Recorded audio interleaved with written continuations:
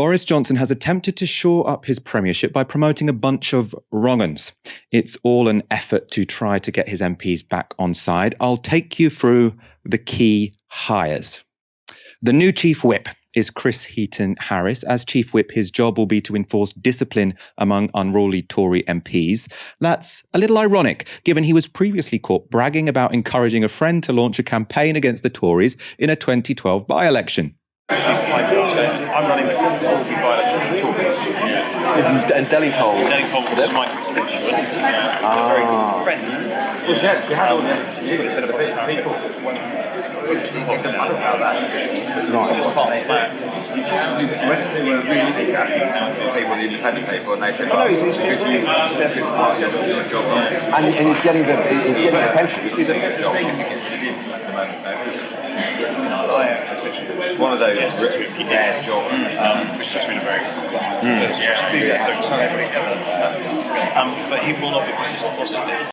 That footage was recorded secretly by Greenpeace. Heaton-Harris explains in the clip that he encouraged his friend James Delingpole to threaten to stand in the constituency in order to get opposition to wind farms up the political agenda. Delingpole is a notorious climate skeptic and former editor at Breitbart UK. You can see what kind of guy Heaton-Harris is. Heaton-Harris will have as his deputy Chris Pincher. Pincher is accused of having a particularly aggressive strategy to get MPs to vote his way. In 2019, he was accused of trying to get dirt on Johnny Mercer from one of Mercer's former army colleagues. When the colleague told Johnny Mercer of the approach, the Whip's office were forced to apologise.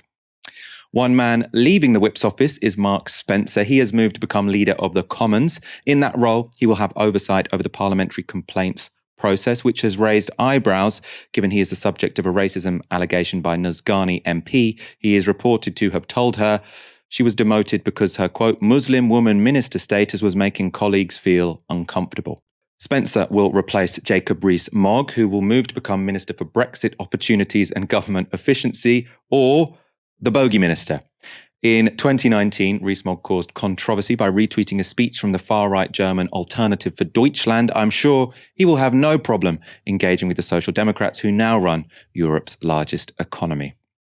One clear winner from the reshuffle is Michael Ellis. He's been promoted from Paymaster General to Minister at the Cabinet Office. Ellis was the MP who stood in for Boris Johnson at the dispatch box after it was revealed Johnson had attended a lockdown party with 100 invitees. This is presumably his reward for taking that hit. We also have a new housing minister. He's Stuart Andrew. In 2016, Andrew voted against an amendment requiring rental properties be fit for human habitation, and he has no background in housing policy. He is, however, a landlord. Leah Nicky has been appointed a parliamentary private secretary, or PPS, to Boris Johnson. She was elected in 2019 to represent Great Grimsby and gave this interesting defence of Boris Johnson's Savile slur on Radio 5 last week. I have to say, actually, on Friday when Sir Keir popped up in Grimsby, the social media in Grimsby for local people was absolutely and utterly the number one issue for people, saying, why is he coming here? We don't want him. We don't want him to be the Labour Party leader. He did this with the CPS. He should be ashamed, that was a huge shock. Was that after PMQs? Not PMQs. Was that after Boris Johnson had said this, that they were saying? It was before. It was on Friday before. Before he said that. Yeah. People on the street, on the doorstep in Grimsby, were all going on about Jimmy Savile. They were. Absolutely. And that shocked me, but people had not forgotten about that. And people were saying, we don't want that person as the Labour Party leader, and we certainly don't want him to Jimmy be the Savile was Prime Minister. Essentially the talk of the town last Friday. Yes, absolutely. That is the kind of performance that gets you promoted in the current Conservative Party. Also elected in 2019, we have new PPS, Joy Morrissey. She caused controversy in December when she publicly attacked Chris Whitty. That was in response to Whitty's advice that people prioritise contexts that matter.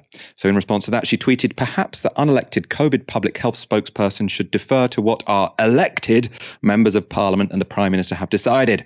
I know it's difficult to remember, but that's how democracy works. This is not a public health socialist state. Remember, that tweet was prompted not by any new rules that anyone had laid down, but simply from Chris Whitty asking a question at a Downing Street press conference where they said, given Omicron's around, would you advise people to maybe think about which events they think are most important to go to? And he was like, yeah. And now she thinks that's the sign of a public health socialist state.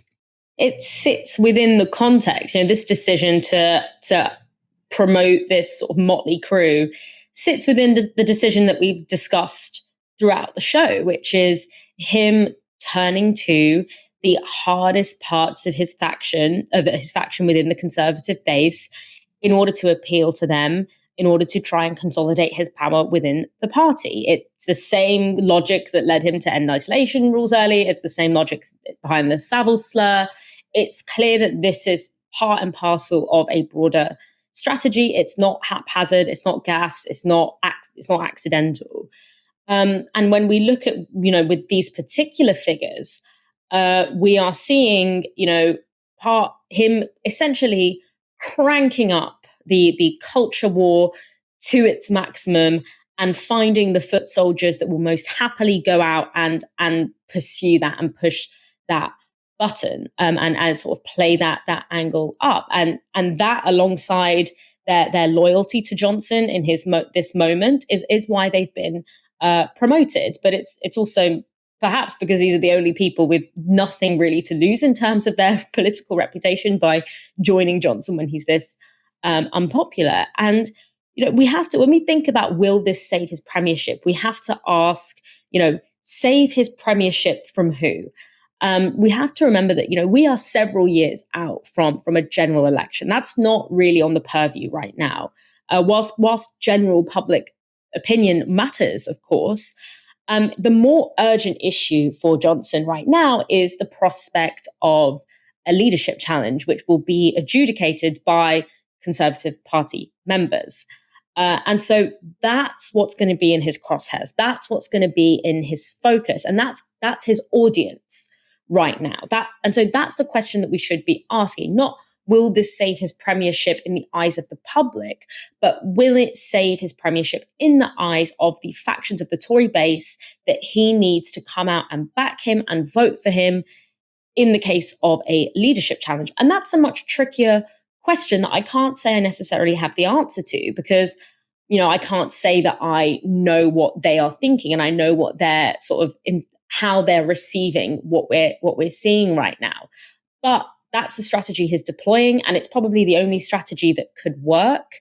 And so when you look at it that way, it becomes a bit clearer as to why he would do something that to most of us looks like a kind of bizarre move if you're trying to become more likable or recover your reputation amongst the general public. That's not really what's happening here. Boris Johnson is in survival mode, and he's in survival mode with the Conservative Party membership, the Conservative Party base. That's his audience right now. And so within that context, it's a much blurrier question about whether or not that call will work. Because, we're not talking about the general public, which I think are looking at this and thinking, oh, he's just going further down the rabbit hole. He's really not helping himself. But we're not the ones that have the power to decide at this point. You know who I feel sorry for in all of this? Michael Fabricant.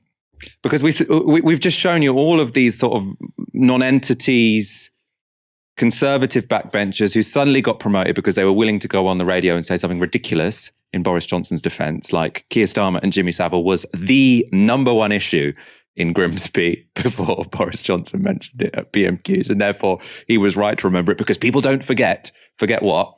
The whole point of this story is that there's not really much to remember. There's not much substance to it. But Michael Fabricant, of all of them, went on and I think really gave it his all. I felt like almost, you're watching a kid do their pantomime at school and you're thinking, this might be rubbish, it might be nonsense, might be totally unconvincing, but they are really giving this their all. And he got nothing. Imagine being a liability at this moment. How absurd do you have to be considered a liability in this absolute sea of liability that is Boris Johnson's premiership right now? Like, that is, it's embarrassing. But I don't think that a man like that has shame. So he's fine, I'm sure.